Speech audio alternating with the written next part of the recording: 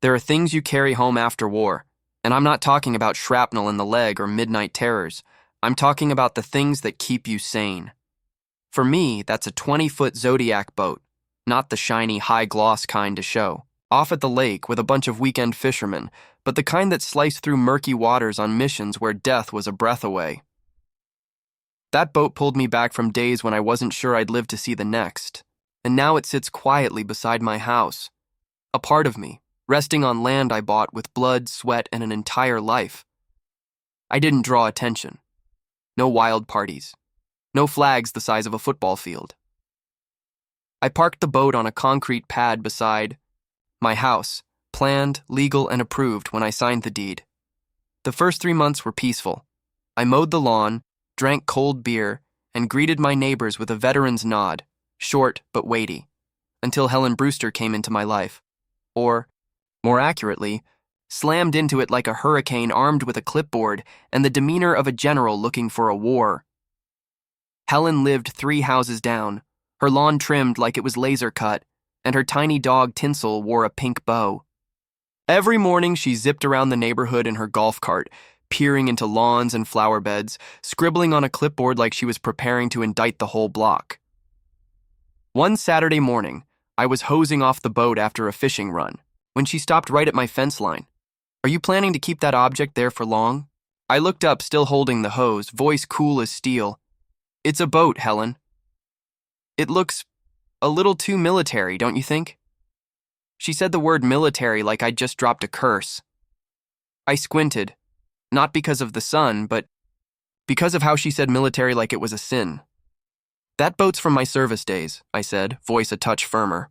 "It's clean, it's orderly, it's parked exactly where it's allowed, and it complies with HOA regulations."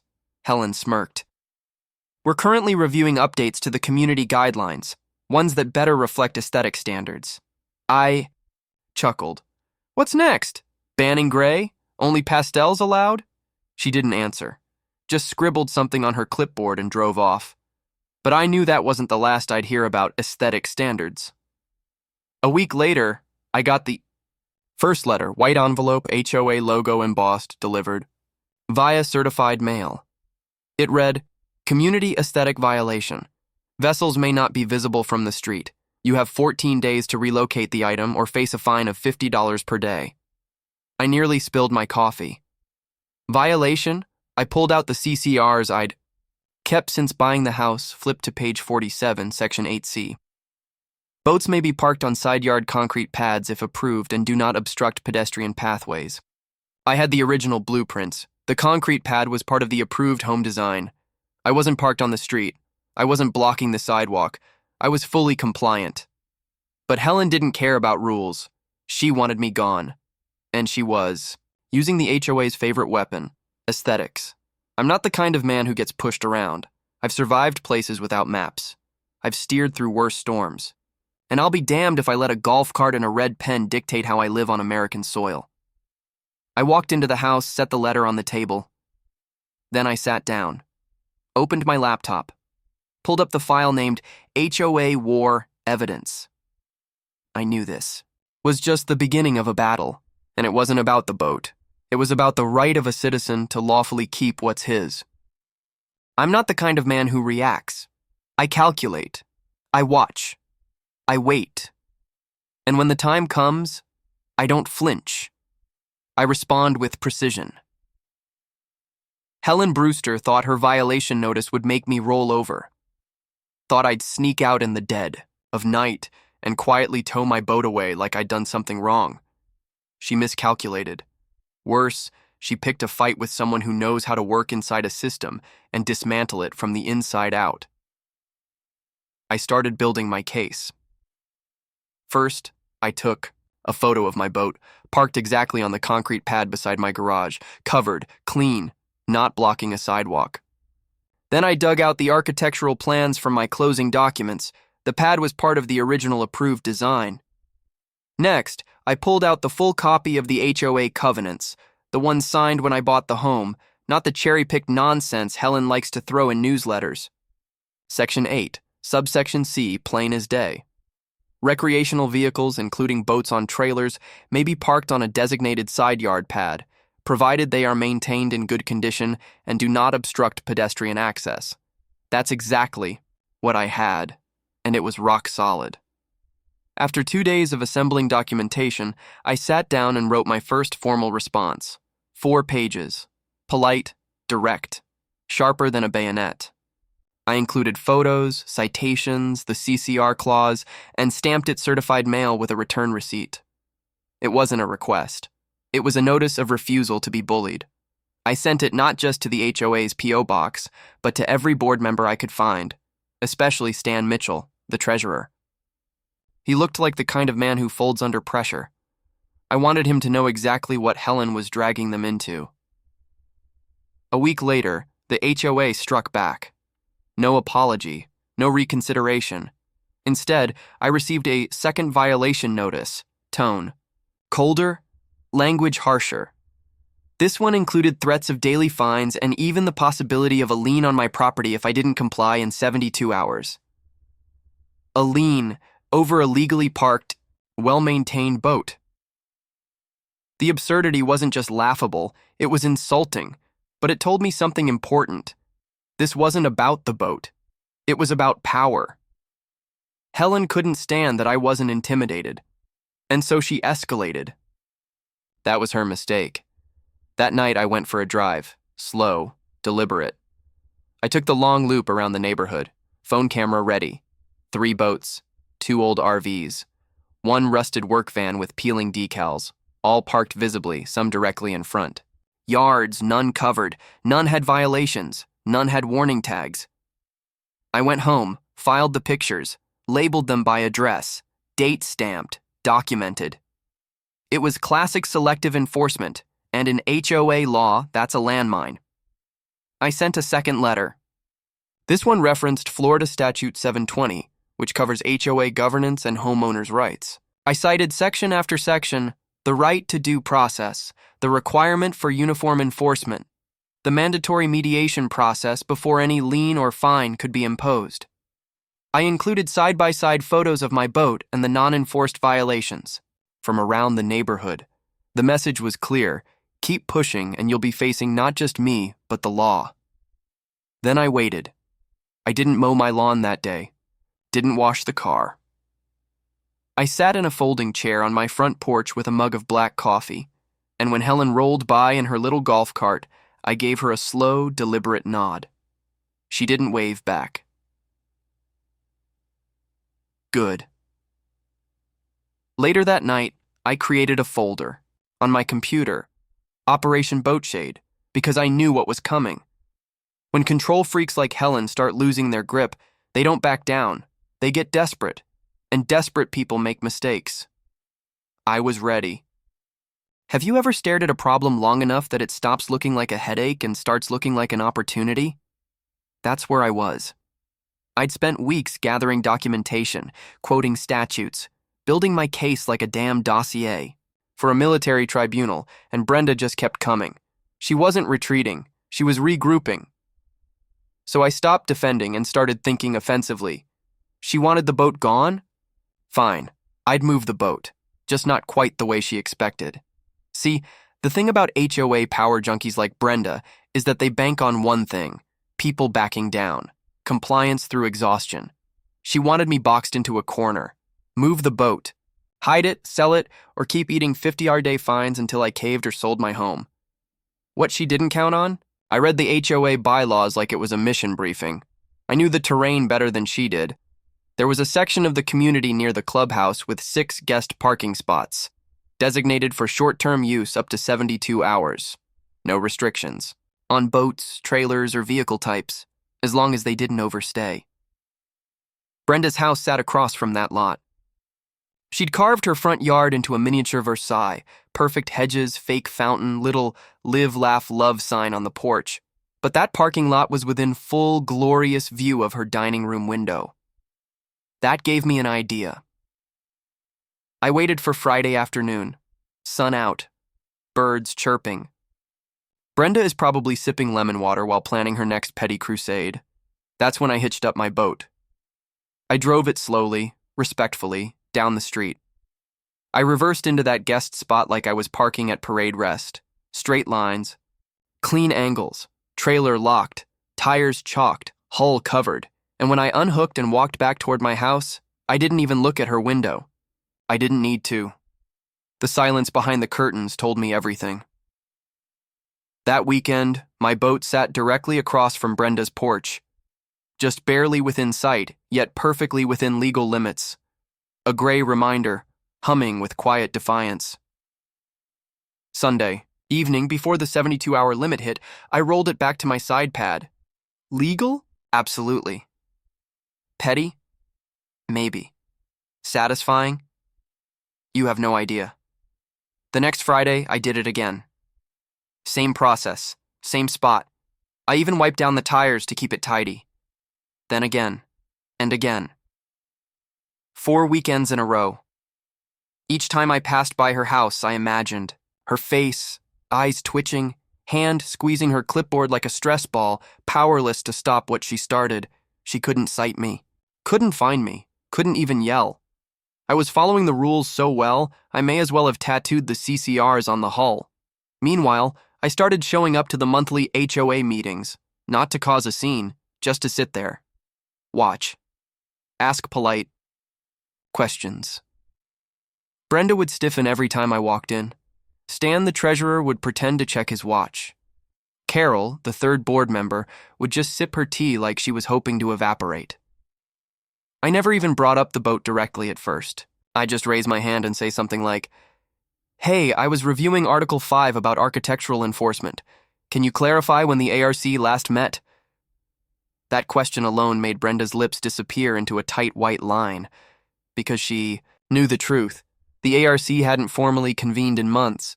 She was making executive decisions without process, and now I was publicly pointing it out. Then came the real shift. During one of those meetings, another neighbor, George, retired Navy, good guy, stood up and casually asked why his grandkid's swing set was suddenly flagged for being non-harmonious. The floodgates opened. A young couple mentioned being cited for a basketball hoop that had been up for 3 years. Someone else complained about inconsistent warnings for Halloween decorations. Suddenly, I wasn't the only one pushing back. Brenda had overreached, and now the rope was tightening. But like any cornered animal, she didn't go down easy. The following week, I received a notice about my lawn edging. Yes, edging. Apparently, 3 feet near the sidewalk lacked symmetry. Then a second notice for leaving my trash can visible for exactly 45 minutes before allowed pickup time. It was laughable. It was also exactly what I'd predicted. Retaliation. What Brenda didn't realize was I'd already documented everything, every letter, every timestamp. I even had ring camera footage of her measuring my flower bed with a ruler. I filed it all, labeled it Pattern of Harassment, Exhibit B. This wasn't just about a boat anymore. This was about someone in a position of community power using it as a club to beat down dissent. Someone tried to grind me into silence because she thought I was alone, but I wasn't. Brenda had unknowingly created a coalition. Neighbors who'd shrugged off her antics were starting to question her judgment. They saw her fixation on me not as enforcement, but as obsession, and I was about to make her answer for it. It started small, like most revolutions do. A neighbor would nod a little longer as I walked by with the dog.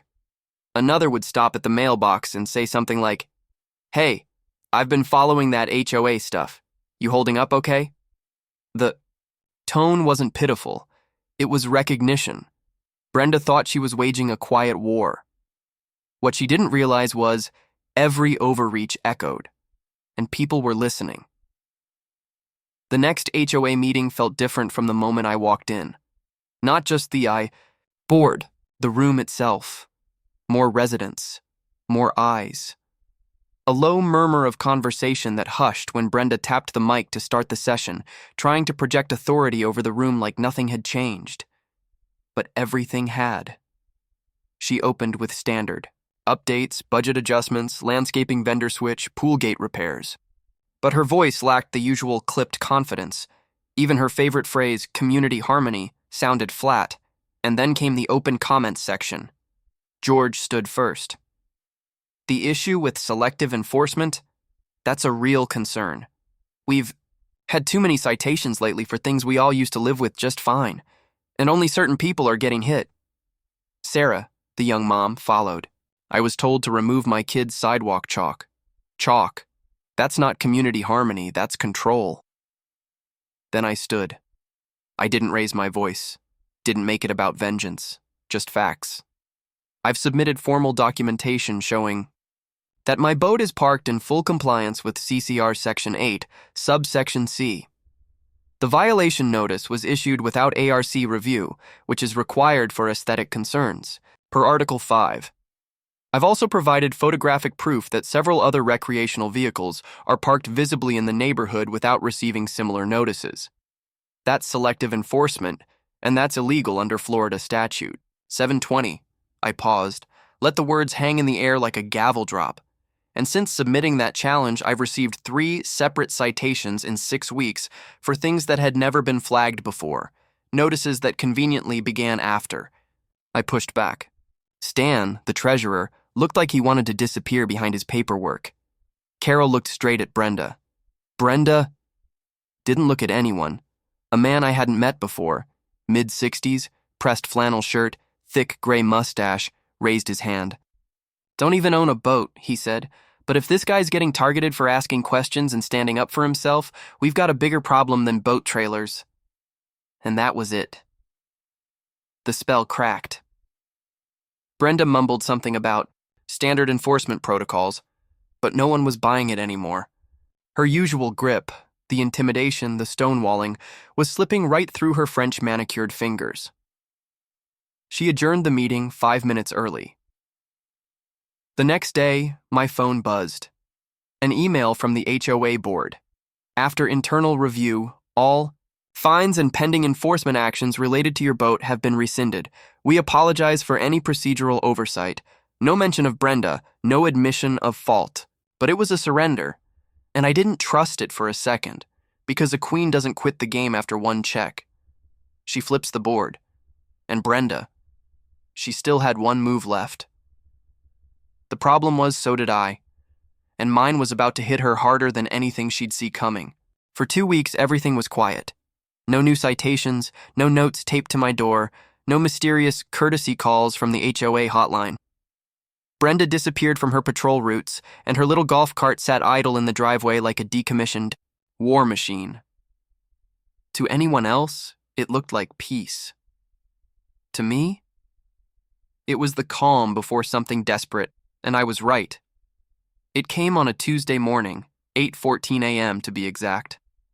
I stepped outside with my coffee, only to see a brand new laminated sign staked in the grass across the street. Yellow border, bold red letters.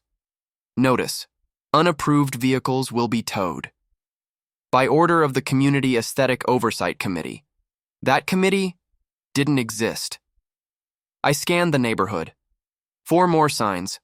1 at the guest lot, 2 at street entrances, and 1 planted dead center in the roundabout flower bed like a trophy. All of them pointed, passively or not, at my weekend boat parking rotation. It was pathetic. It was petty. It was perfect, because it was proof. Brenda couldn't touch me through official HOA channels anymore, so she'd invented a fake committee and tried to enforce shadow rules through scare tactics. What she didn't realize was she'd just committed HOA suicide in public. I took photos, every sign, every angle, time-stamped, geotagged. Then I knocked on George's door. "Did you see the circus act this morning?" I asked. He laughed. "Yeah, she even had a young guy helping her put them up. Probably conned one of the landscaping teens." By noon, the HOA inbox had 3 formal complaints, none from me. By 6 p.m., Brenda sent out an official clarification email. Due to community concerns regarding visual disruption, new parking reminders were temporarily posted to preserve the neighborhood's character. We appreciate your cooperation. No signature, no board vote, no formal motion. That's not a clarification. That's a cover-up. That night, I did what I do best. I planned the final strike. I emailed Stan and Carol, CCing the HOA's legal inbox and referencing Florida Statute 720-305 for unauthorized rule enforcement and procedural violation. Then I included attachments, the photos of her fake signs, screenshots of her email a timeline of events from my original violation to the most recent stunt, my subject. Line: pattern of rogue enforcement actions.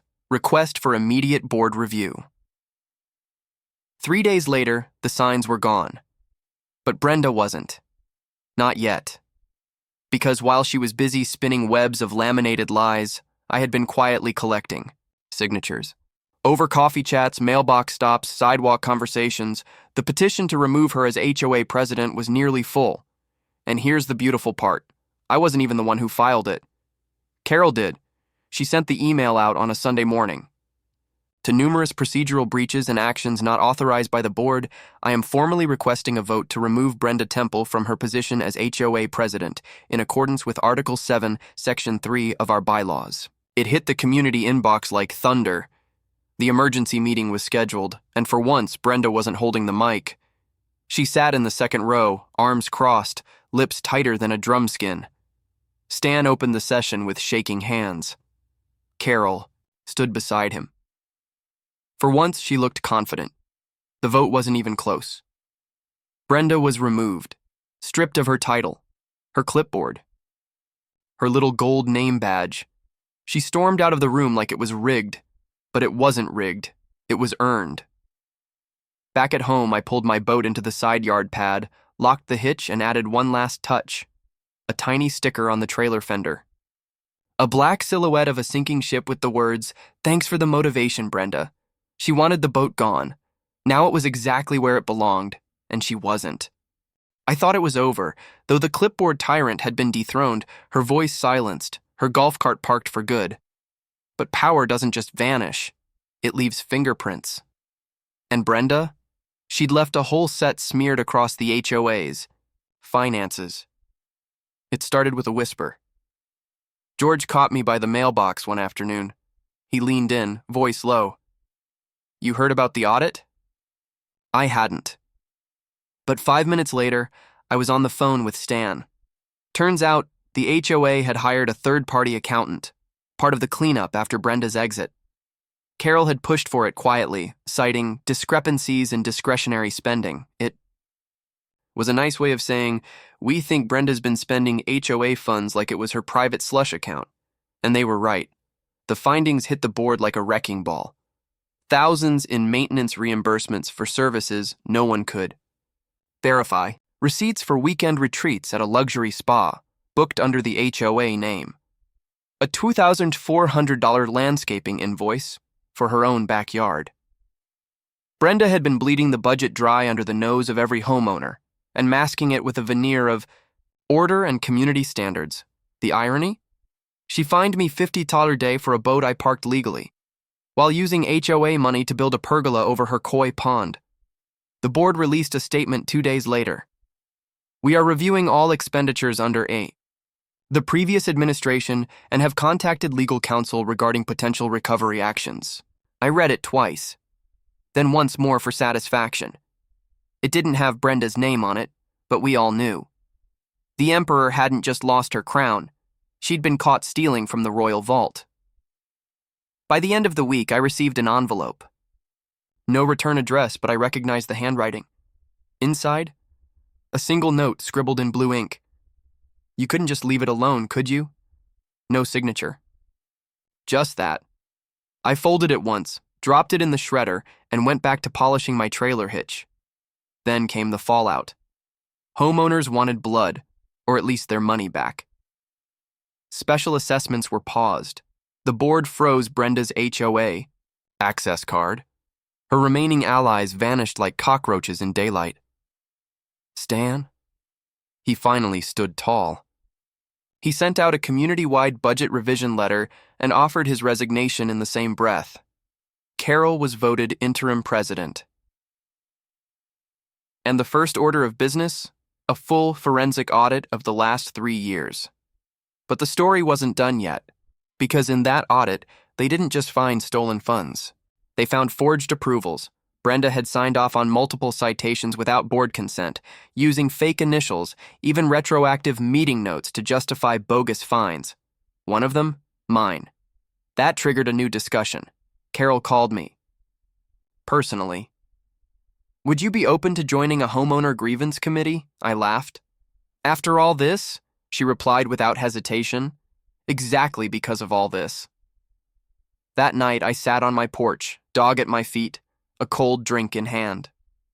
My boat rested quietly on its pad, exactly where it belonged. The wind rustled through the trees.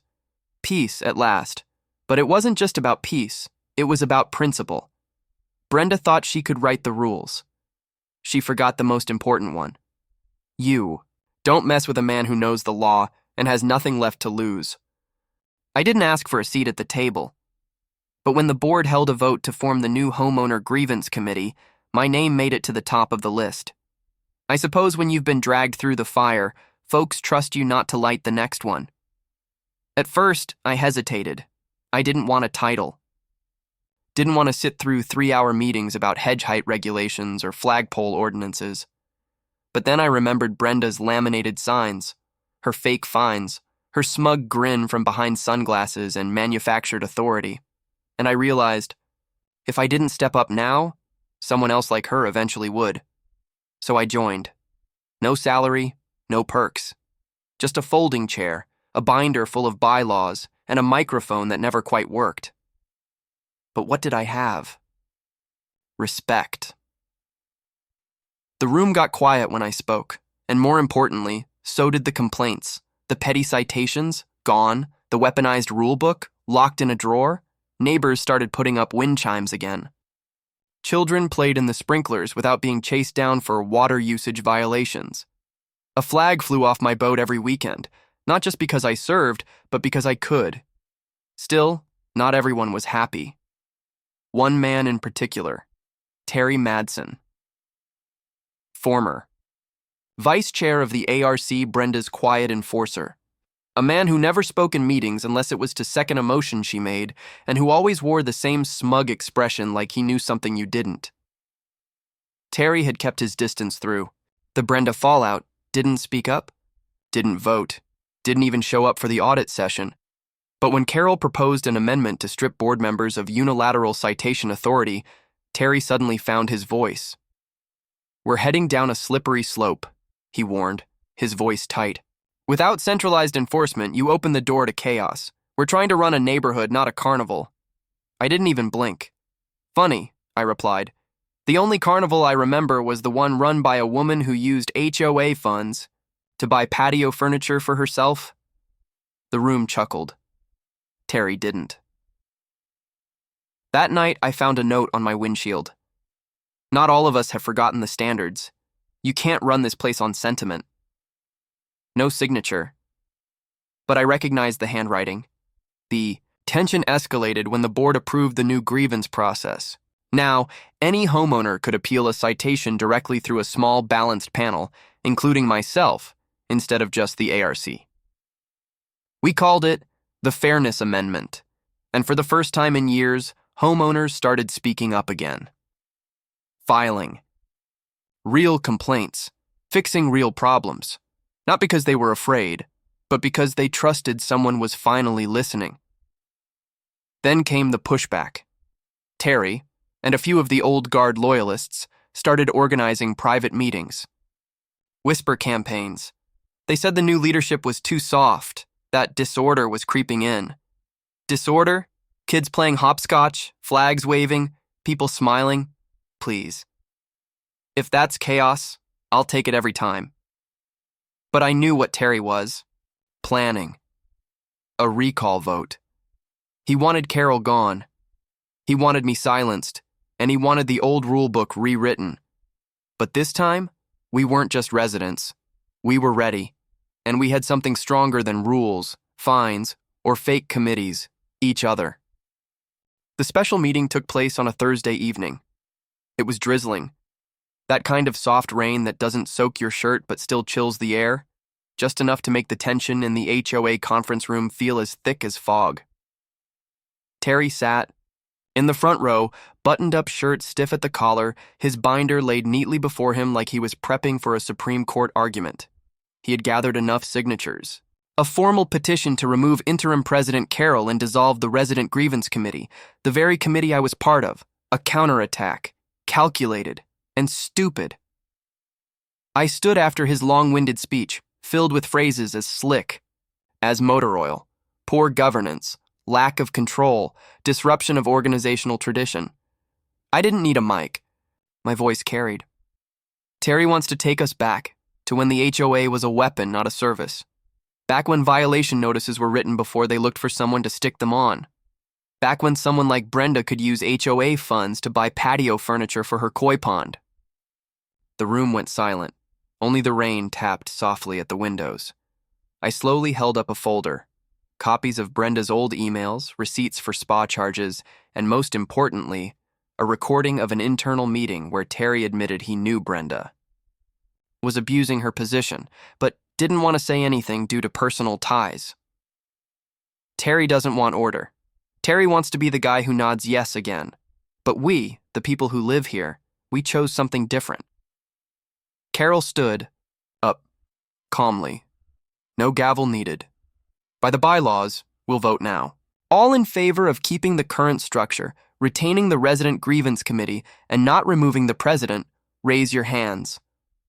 Over half the room raised their hands, even people I'd never spoken to.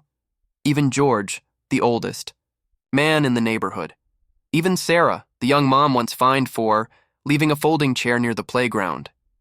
Terry bowed his head. For the first time, he had nothing to say. A week later, he moved out. Sold the house quietly. No goodbyes. Summer passed. The neighborhood began to change, not with new streetlights or fancier gates, but with trust. Trust that rules were there to protect, not punish. We held a weekend lake party. I brought the boat, the same one once labeled an aesthetic violation. We set it right on the community lawn, with a small flag waving atop its pole, reading, "Victory." Wasn't against the HOA. It was against what the HOA had become. An old man approached me. "You the guy with the boat?" I smiled. "Yes, sir." He patted my shoulder gently. "You didn't just keep your boat. You kept the reason we moved. Here in the first place. The lesson? If you're facing down a HOA Karen, don't just argue. Record everything, screenshot everything, know the rules, rally your neighbors, and dismantle the clipboard empire with the truth, because there's nothing more powerful than a community that knows they deserve fairness. And now the boat is still there, standing tall, quiet, no longer just a symbol of personal freedom, but of community vigilance. If you're staring down your own HOA Karen, don't yell.